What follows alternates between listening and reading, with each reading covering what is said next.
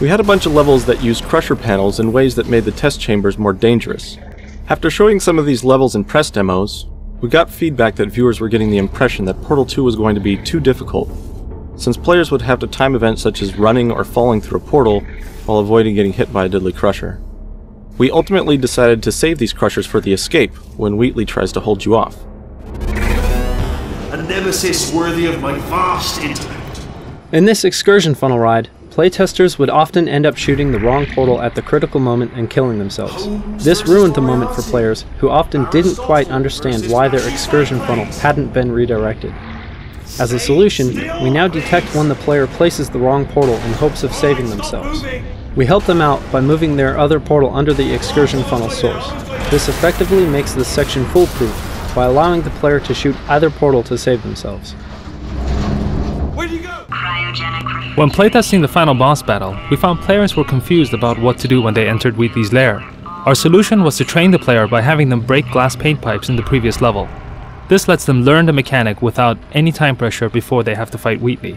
This also trains the player to redirect the bombs Wheatley throws at them.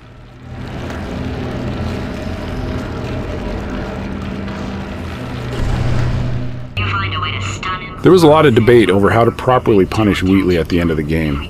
Killing him seemed too severe given how much we'd grown to love the character. On the other hand, simply letting him out of the GLaDOS body with a slap on the wrist seemed unacceptably anticlimactic.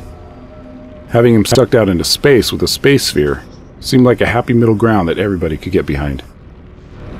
Flag something up. According to the control panel light up there, the entire building is going to self-destruct. Wheatley used to have different kinds of attacks other than lobbing bombs. At one point, we tried attaching several turrets to him that he could point at you. This proved too punishing, however, and they were removed. We also tried crusher panels that Wheatley could try to smash you with. This, once again, proved too punishing, since players were focused on what Wheatley was doing and would often get hit by a crusher they weren't looking at. Four-part plan is this. We wanted to be scientifically accurate in this puzzle, figuring that there'd be a slight delay before you'd see a portal on the moon, since light takes 1.4 seconds to travel the distance. But playtesters would shoot the moon and instantly turn away, thinking nothing had happened. They didn't realize they had actually shot a portal on the moon. We tried and rejected a few different approaches to communicate the effect, including a cheat involving quantum entanglement, before settling on the current solution to this problem.